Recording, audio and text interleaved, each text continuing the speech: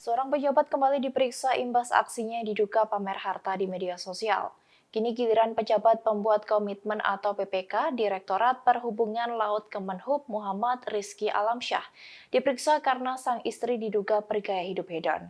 Tanya itu, ia juga diduga tidak melaporkan mobil mewahnya ke laporan harta kekayaan penyelenggara negara atau LHKPN. Dilansir dari Tribun Pekanbaru.com pada Senin 27 Maret 2023, gaya hidup istri Rizky Alamsyah dibagikan oleh akun Twitter @partaisosmed pada Jumat lalu. Dari unggahannya, tampak foto-foto istrinya yang menggunakan barang branded, mobil mewah hingga kerap berlibur ke luar negeri.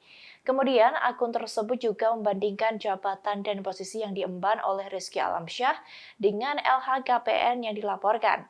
Dalam laporan tersebut, jumlah kekayaan Rizky mencapai 1,48 miliar rupiah.